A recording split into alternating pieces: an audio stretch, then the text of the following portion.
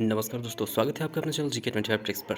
आज के इस वीडियो में हम एसएससी सीपीओ में पूछे जाने वाले जनरल अवेयरनेस के मोस्ट इंपोर्टेंट क्वेश्चंस करने वाले हैं। साथ ही उससे जुड़ी हुई एक जानकारी यानी शॉर्ट नोट भी हम इसमें जानेंगे, जिससे आपको प्रश्नों को समझने में और उससे जुड़े हुए प्रश्न अगर पूछे जाए तो आप उसका आंसर भी दे पाएंगे। तो आइए फर्स्ट क्वेश्चन के साथ स्टार्ट करते हैं।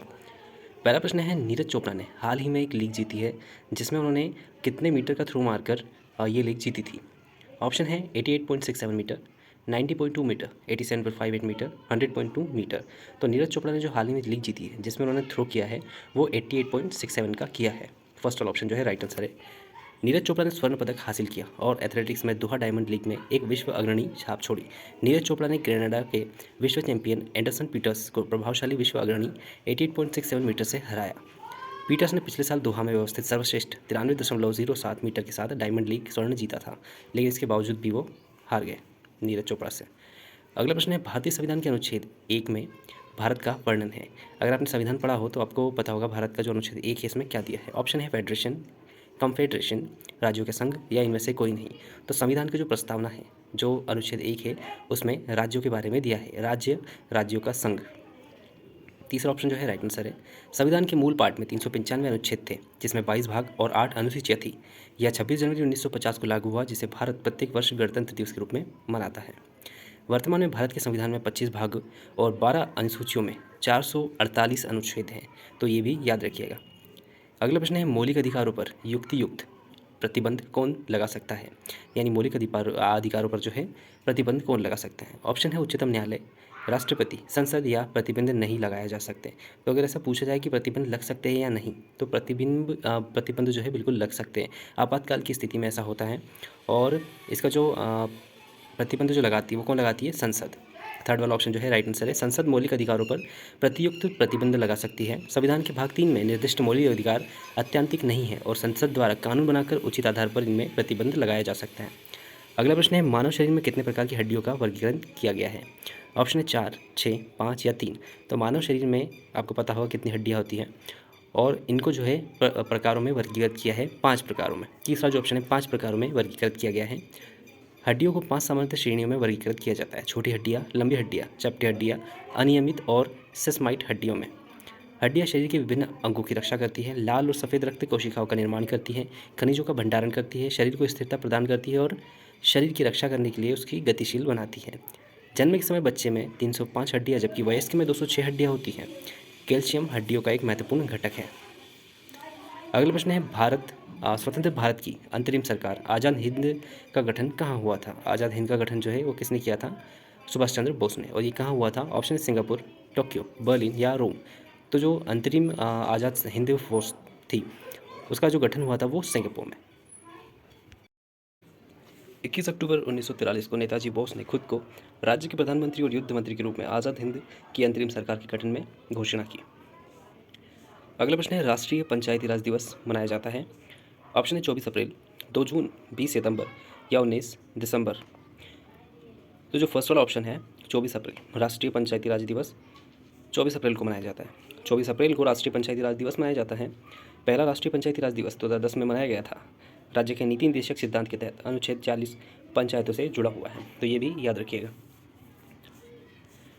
अगला प्रश्न है, भारत में पंचायती राज संस्थाओं की शक्तियों में से कौन सा नहीं है। ऑप्शन है भूमि सुधार का कार्यान्वयन, न्यायिक समीक्षा, गरीबी उन्मूलन कार्यक्रमों का कार्यान्वयन, स्थानीय कल्याण कार्यक्रम। तो सेकंड वाला ऑप्शन न्यायिक समीक्षा जो है राइट आंसर है। भारतीय के पंचायती राज व्यवस्था लोकतांत्रिक सरकार का प्रथम स्तर है। 1992 में संसद द्वारा 73वें और 74वें संविधान संशोधन पारित किए गए। 73वां संशोधन ग्रामीण स्थानीय सरकारों के बारे में है, जिन्हें पंचायती राज संस्थाओं के रूप में भी जाना जाता है। पंचायतों के संबंध में देश के प्रत्येक राज्य में अपने अलग अलग कानून हैं। अगला प्रश्न है, राष्ट्रीय प्रौद्योगिकी दिवस 2023 का विषय क्या है। ऑप्शन है विज्ञान और प्रौद्योगिकी के माध्यम से अर्थव्यवस्था को रिबूट करना, एक सतत भविष्य के लिए विज्ञान और प्रौद्योगिकी, वैश्विक भलाई के लिए वैश्विक विज्ञान या सतत भविष्य के लिए विज्ञान और प्रौद्योगिकी में एकीकृत दृष्टिकोण। तो राष्ट्रीय प्रौद्योगिकी 2023 का जो विषय था वो क्या था, वैश्विक भलाई के लिए वैश्विक विज्ञान। राष्ट्रीय प्रौद्योगिकी दिवस हर साल 11 मई को मनाया जाता है। यह दिन भारतीय वैज्ञानिकों और इंजीनियरों की वैज्ञानिक और तकनीक उपलब्धियों को मनाने के लिए मनाया जाता है। प्रधानमंत्री अटल बिहारी वाजपेयी ने इस दिवस का नामकरण किया था। भारत ने 11 मई 1998 को पोखरण में परमाणु बम का सफल परीक्षण किया था, इसलिए 11 मई की तारीख चुनी गई है। राष्ट्रीय प्रौद्योगिकी दिवस 2022 का विषय सतत भविष्य के लिए विज्ञान और प्रौद्योगिकी में एकीकृत दृष्टिकोण है। परीक्षणों का नेतृत्व दिवंगत राष्ट्रपति डॉक्टर APJ अब्दुल कलाम ने किया था। राष्ट्रीय प्रौद्योगिकी दिवस पहली बार 11 मई 1999 को मनाया गया था। अगला प्रश्न है, भारत में निजीकरण करने वाला पहला रेलवे स्टेशन कौन सा है? ऑप्शन है इटारसी, गणेशगंज, हबीबगंज या खजुराहो। तो भारत का निजीकरण करने वाला पहला रेलवे स्टेशन है हबीबगंज। थर्ड वाला ऑप्शन जो है राइट आंसर है, और अभी हबीबगंज का जो नाम है बदलकर कमलापति स्टेशन रख दिया गया है। जून 2017 में हबीबगंज रेलवे स्टेशन का रेलवे मंत्रालय या भारत सरकार द्वारा निजीकरण किया गया था। यह भारत का पहला निजी रेलवे स्टेशन बना। हबीबगंज रेलवे स्टेशन एक भोपाल शहर रेलवे स्टेशन और पश्चिम मध्य रेलवे का एक हिस्सा है। अगला प्रश्न है, डैश धातु को केवल विद्युत अपघटन द्वारा निष्कर्षित किया जाता है। ऑप्शन है जिंक, एल्यूमिनियम, लोहा या कॉपर। तो कौन सी धातु है जिसे विद्युत अपघटन द्वारा निष्कर्षित किया जाता है? वो है एल्यूमिनियम। सेकेंड ऑप्शन जो है राइट आंसर है, एल्यूमिनियम का विद्युत अपघटन द्वारा निकाला जाता है। एल्यूमिनियम को पिघला हुआ क्रायोलाइट के साथ मिश्रित एल्यूमिना के विद्युत अपघटन द्वारा निकाला जाता है। इस प्रक्रिया को हूप की प्रक्रिया के रूप में जाना जाता है। तो याद रखिएगा, हूप की जो प्रक्रिया है वो एल्यूमिनियम धातु के विद्युत अपघटन से है। अगला प्रश्न है, तमिलनाडु और आंध्र प्रदेश के तटों को डैश तट के नाम से जाना जाता है। ऑप्शन है कोंकण तट, कोरोमंडल तट, मालाबार तट या उत्कल तट। तो तमिलनाडु और आंध्र प्रदेश के जो तट है उसे कोरोमंडल तट के नाम से जाना जाता है। सेकेंड वाला जो ऑप्शन है वो राइट आंसर है। इसके अलावा और भी कई सारे तट है, जैसे कोंकण तट, इसको महाराष्ट्र, गोवा और कर्नाटक, मालाबार तट कर्नाटक और केरल, कोरोमंडल तट तमिलनाडु और आंध्र प्रदेश, उत्कल तट जो तट है वो उड़ीसा में स्थित है। अगला प्रश्न है, गैनीमेड निम्नलिखित में से किस ग्रह का प्राकृतिक उपग्रह है? ऑप्शन है शनि ग्रह, मंगल ग्रह, बृहस्पति या अरुण ग्रह। तो जो गैनीमेड है वो किसका है? वो बृहस्पति का प्राकृतिक उपग्रह है। जैसे पृथ्वी का जो प्राकृतिक उपग्रह है वो चंद्रमा है, और यह बृहस्पति का प्राकृतिक उपग्रह है। यह हमारे सौरमंडल का सबसे बड़ा चंद्रमा है और इससे चुंबकीय क्षेत्र के साथ एकमात्र चंद्रमा है। अगला प्रश्न है, भारत के राष्ट्रपति डैश कार्यकाल पूरा होने से पहले लोकसभा को भंग कर सकते हैं।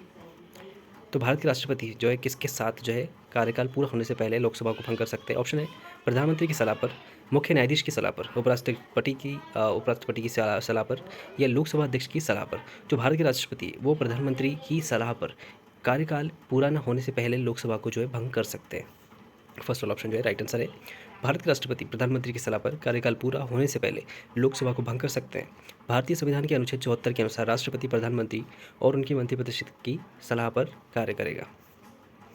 अगला प्रश्न है, निम्नलिखित में से किसने मियामी F1 ग्रैंड प्रिक्स जीता? ऑप्शन है Sergio Perez, Max Verstappen, Lewis Hamilton या फर्नांडो अलोंसो।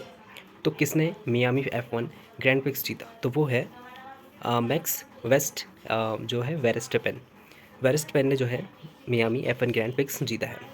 मैक्स वेरस्टेपेन ने मई 2023 में मियामी F1 ग्रैंड प्रिक्स जीता। अगला प्रश्न है, जब प्रकाश वायु से जल में गमन करता है तब प्रकाश के लिए नीचे दिया गया कौन सा कथन सत्य है?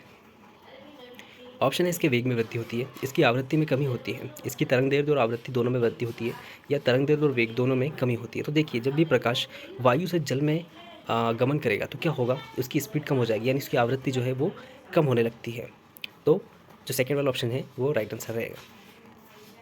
प्रकाश का अपवर्तन क्या होता है? जब एक माध्यम से दूसरे माध्यम में प्रकाश गमन करने वाली प्रकाश की किरणें दूसरे माध्यम में प्रवेश करती है तो वह अपने पथ से विचलित हो जाती है, तो इसे प्रकाश का अपवर्तन कहते हैं। तो ये थे हमारे टॉप 15 क्वेश्चंस जो कि आपको एसएससी सीपीओ या इससे रिलेटेड कई सारे एग्जाम्स में भी पूछे जा सकते हैं। तो सभी एग्ज़ाम्स, अगर आप जिस भी एग्ज़ाम्स की तैयारी कर रहे हैं आप हमें कमेंट करके ज़रूर बताइएगा। इसी के साथ आप हमारे चैनल पर जा सकते हैं, आपको कई सारी वीडियोस मिलेगी जिसमें आपको याद करने की ट्रिक्स भी बताई गई है। तो जल्दी से चैनल पर जाइए, चैनल को सब्सक्राइब करिए, वीडियो को लाइक करिए। आने वाली नेक्स्ट वीडियो को अपडेट के लिए बेल आइकन को प्रेस करना बिल्कुल ना भूलिएगा। GK25 tricks. जय हिंद, थैंक यू।